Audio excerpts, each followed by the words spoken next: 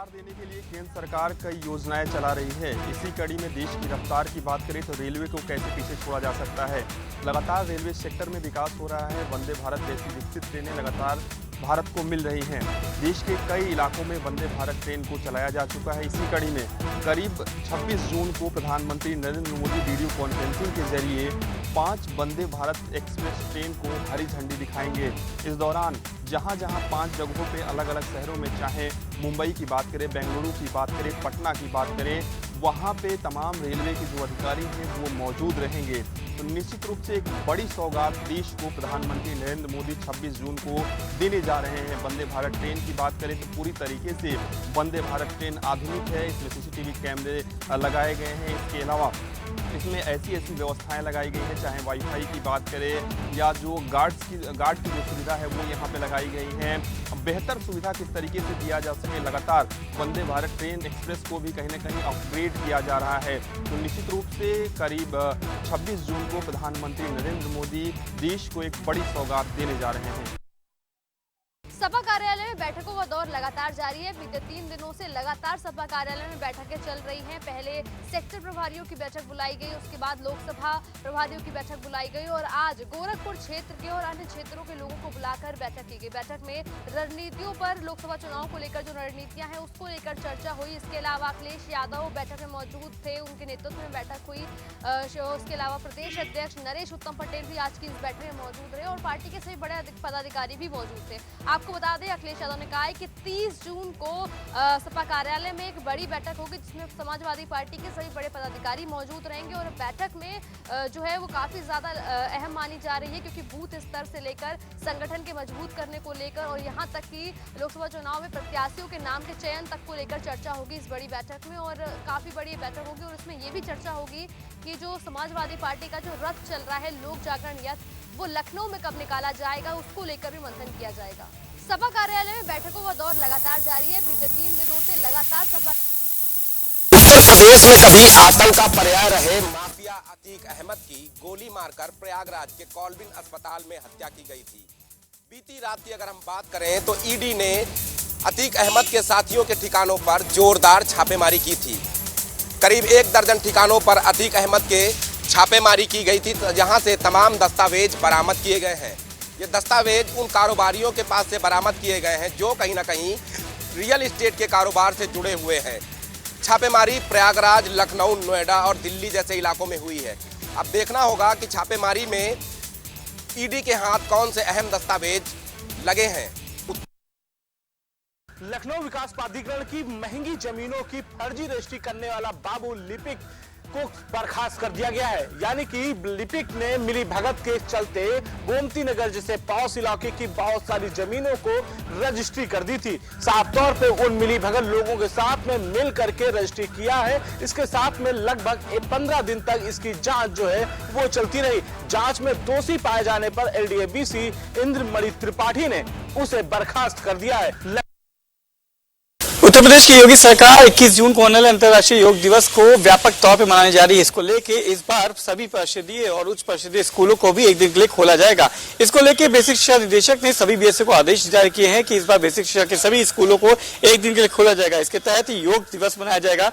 योग दिवस के मौके पर आयोजन भी किए जाएंगे, प्रतियोगिताएं भी रखी जाएंगी, जिनमें पहले 3 स्थान पर आने वाले बच्चे होंगे, छात्र छात्राओं को पुरस्कृत भी किया जाएगा। इस मौके पर भीषण गर्मी को देखते हुए भी सभी तरह के व्यापक इंतजाम करने के भी निर्देश दिए गए। साथ ही साथ मिष्ठान, फल और जलपेय का भी व्यापक इंतजाम करने को बोला गया है। माना जा रहा है कि जिससे कैसे उत्तर प्रदेश सरकार ने योग दिवस को अंतर्राष्ट्रीय योग दिवस के रूप में बदलने की कोशिश की थी, उसको लेते हुए इस बार जिस तरह के प्रधानमंत्री मोदी के 9 साल के सफल कार्यकाल मनाया जाए, उसके तहत इस बार 21 जून को होने वाले योग दिवस को भी व्यापक तौर पर मनाएगी उत्तर प्रदेश की योगी सरकार। उत्तर प्रदेश में टीबी, फाइलेरिया व कालाजार के मरीजों की अब घर घर जाकर के जांच होगी। इसकी पहचान की जाएगी। इसके लिए जो आशा बहुएं हैं, साथ ही साथ आंगनबाड़ी कार्यकर्ती हैं, वो घर घर जाकर के पारिवारिक के सदस्यों से पूछताछ करेंगे कि आखिर उनके घर में कोई टीबी या फाइलेरिया या कालाजार से पीड़ित तो नहीं है। अगर ऐसा होता तो उसकी रिपोर्ट तैयार की जाएगी। रिपोर्ट बना करके बाकायदा स्वास्थ्य महकमा इसको कवच पोर्टल है उस पर अपलोड करेगा, जिससे भविष्य में इन मरीजों की देखरेख हो सके, समय समय पर इनको इलाज मिल सके, जिससे इनको आने वाले समय में कोई तकलीफ ना हो। साथ ही साथ आज जो स्वास्थ्य विभाग है 15 अगले जुलाई महीने से आज जो संचारी रोग अभियान चलाने जा रही है, जिसमें स्वास्थ्य विभाग के अलावा 15 अन्य विभागों को भी शामिल किया गया। इन विभागों को अलग अलग जिम्मेदारी दी गई है, क्योंकि अक्सर देखा जाता है टीबी के मरीज हैं वो सामने नहीं आते हैं, क्योंकि उनकी जो अमूमन चीज़ें होती हैं वो तमाम अन्य लक्षणों से भी मिलती हैं। तो ऐसे में कहीं ना कहीं अब स्वास्थ्य महकमा पूरी तरह तैयार हो गया है। इन तमाम जो बीमारी हैं, संचारी रोग हैं, उनके लोगों की पहचान करेगा, साथ ही साथ उनका इलाज भी करेगा। पीलीभीत हरियाली की खूबसूरती के लिए तराई क्षेत्र होने के कारण काफी लोकप्रिय है। यहाँ का जो टाइगर रिजर्व है, आपको बता दें पीलीभीत बांसुरी नगरी के नाम से जाना जाता रहा है, लेकिन अब एक और भी पहचान है पिछले 9 वर्ष से, यानी कि टाइगर रिजर्व।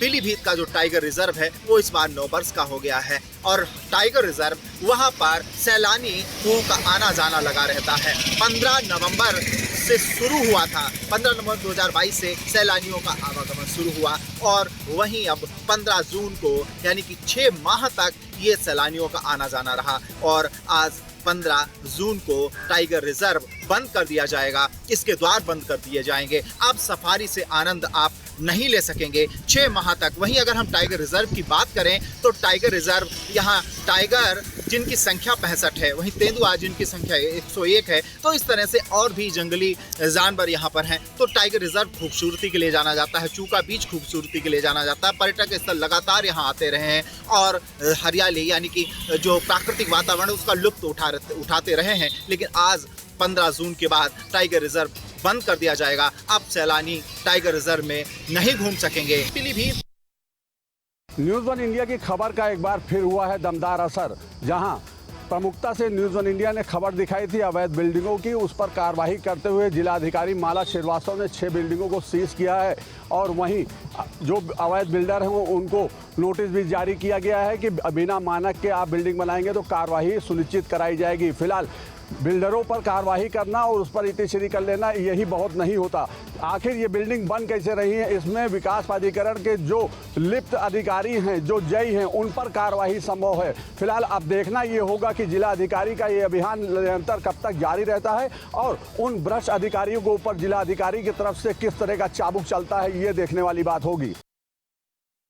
इस वक्त मैं मौजूद हूँ बिजनौर के सरकारी अस्पताल में और आज आपको इतनी बड़ी घटना से रूबरू करा रहा हूँ। जी हाँ, आपको बताते चलूँ, बिजनौर में 3 दोस्त खाना खाकर वापस आ रहे थे। एक ही बाइक पर सवार थे। अचानक मोड़ पर ट्रैक्टर ट्राली खड़ी थी और उसमें जा घुसे, जिसमें 2 लोगों की मौके पर मौत हो गई। एक व्यक्ति गंभीर रूप से घायल हो गया। बताया जा रहा है तीनों दोस्त आपस में खाना खाकर होटल से लौट रहे थे, जिनका नाम नौशाद, लईक व गुलफाम बताया जा रहा है, जिसमें मौके पर लईक व गुलफाम की तो मौत हो गई और जो नौशाद है वो गंभीर रूप से घायल है, जिसे जिला अस्पताल से रेफर कर दिया गया। आपको बताते चलूँ, लगातार बिजनौर में हो रहे सड़क हादसे, उनका मुख्य कारण यही है कि एक बाइक पर 3 सवार होना, शराब पी के गाड़ी चलाना, हेलमेट का प्रयोग ना करना। तो कहीं ना कहीं इस चीज़ों का प्रयोग करें तो कहीं ना कहीं बिजनौर में जो सड़क हादसे हो रहे हैं उन पर रोक लगेगी। आपको बता दें, इन 2 मौतों से नांगल में हड़कंप मचा हुआ है, क्योंकि 3 दोस्त थे और 2 लोगों की मौत हो गई। आपस में तीनों का जिगरी याराना था। बताया ये जा रहा है इन 2 मौतों से नांगल में जो गांव है उसमें कोहराम मचा हुआ है। परिवार वालों को सूचना दे दी गई है। फिलहाल पुलिस ने शवों को कब्जे में ले जिला अस्पताल भेज दिया है। एक व्यक्ति का इलाज चल रहा है। जो हमने जब पुलिस से बात की तो पुलिस का कहना है कि तहरीर के हिसाब से ही आगे की कार्रवाई की जाएगी। आगरा की शमशाबाद के रेलवे स्टेशन के पास ट्रेन की चपेट में आने से एक महिला की गंभीर रूप से घायल हो गई। आपको बताते चलें कि जो एक महिला थी वह गृह कलेश के चलते शमशाबाद रेलवे स्टेशन पर आ गई और जब भी ट्रेन वहां से गुजरी तो वह ट्रेन के आगे कूद गई, जिससे कि ट्रेन की चपेट में आने से महिला का एक पैर कट गया। सूचना पर थाना शमशाबाद पुलिस भी मौके पर पहुंच गई और घायल महिला को शमशाबाद के CHC भेजा गया, जहां गंभीर हालत के चलते CHC डॉक्टरों ने उसे आगरा एसएन मेडिकल कॉलेज के लिए रेफर कर दिया गया है। तो वहीं आपको बताते चले कि ग्रामीणों का कहना है कि देर रात पति पत्नी के बीच विवाद हुआ था और सुबह तड़के महिला पति से मायके जाने की कहकर निकली थी। जब ट्रेन वहां पर आई और वह शमशाबाद क्षेत्र का जो रेलवे स्टेशन है वहां पर पहुंच गई और ट्रेन के सामने कूद गई। बहरहाल पुलिस पूरे मामले की जांच पड़ताल कर रही है। औरैया जनपद के सायल थाना क्षेत्र के अंतर्गत नंदपुर गांव में एक मामला सामने आया, जहां पति के द्वारा अपनी पत्नी और उसके प्रेमी की हत्या कर दी गई है। बताया यह जा रहा है कि पत्नी ने देर रात उसको खाने में नशीली दवाइयाँ दे दी थी जिससे वह पति सो जाए।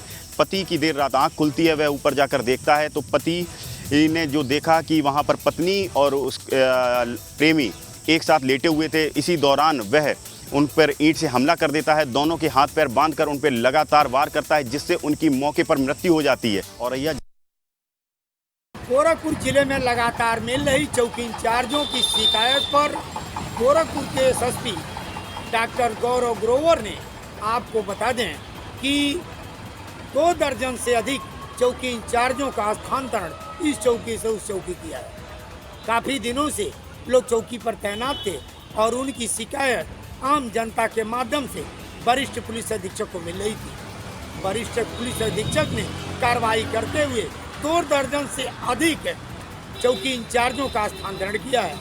इस स्थानांतरण से पुलिस महकमे में हड़कंप मची हुई।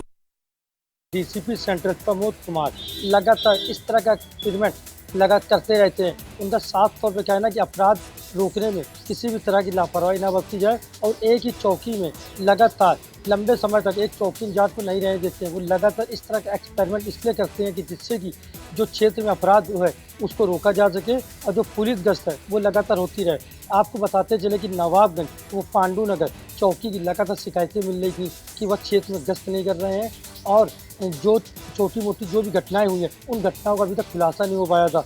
इसको लेकर के डीसीपी सेंटर प्रमोद कुमार ने एक लिस्ट बनाई और 19 चौकी इंचार्जों को एक दूसरे के कार्य क्षेत्र से दूसरे कार्य क्षेत्र में भेजा गया जिससे कि वो अपने कार्य को अच्छे से करें और अपराध रोकने में पूरी तरह मुस्तैद रहें और जो रात की चेकिंग है वो लगातार होती रहे। आपको बताते चलें कि 2 दिन पहले ही कानपुर पुलिस कमिश्नर वीपी जोगदड़ ने भी 4-5 एसीपी व 2 डीसीपी कार्य क्षेत्र में बदलाव किया था। सिर्फ उसके पीछे मकसद यही था कि जो घटनाएं हैं वो ना खोल पाने को लेकर के दूसरे जोन में भेजा गया और साउथ जोन में तेज तर्रार जो डीसीपी पूर्वी रविंद्र कुमार उनकी पोस्टिंग की गई क्योंकि पिछली कई ऐसी घटनाएं जो अभी तक खुलासा नहीं हो पाया था। डीसीपी छत्रपति संभाजीनगर के गंगापुर पुलिस स्टेशन में एक अधिकारी तैनात है जिनका नाम है साईनाथ जीते। इनकी एक कॉल रिकॉर्डिंग वायरल हो रही है जिसके तहत ये अपने गुर्गों के साथ मिलकर लोगों को फंसाने का काम करते हैं। इस मामले में एक रिवॉल्वर की खरीदी बिक्री का व्यवहार है जिसके चलते किसी को गिरफ्तार करके उसको बचाने के एवज में 8 से 10 लाख रुपए की मांग की जा रही है। ये पहला मामला नहीं है, इसके पहले भी ये साईनाथ जीते जब छत्रपति संभाजीनगर के मुकेंदवाड़ी पुलिस स्टेशन में तैनात थे उस वक्त भी इन्होंने ऐसे एक परिवार के घर में दारू प्लान करके उनसे पैसे की मांग की थी। मांग पूरी ना होने पर उनके ऊपर उन्हें केस दायर किया था। पिछले साल भी एक ऐसा ही मामला था जहां अजिंक्य ठोकर नाम के बंदे को ऐसे ही मामले में फंसा गया था। जैसे इसकी भनक गंगापुर के लोगों को पड़ती है, वहाँ पे मनसे हो या राष्ट्रवादी हो या आगे आते हैं और इस भ्रष्ट अधिकारी के ऊपर कार्रवाई करने के लिए ज्ञापन दिया है। अब देखना है इस भ्रष्ट अधिकारी के ऊपर कार्रवाई होती है या इसे ऐसा ही बचा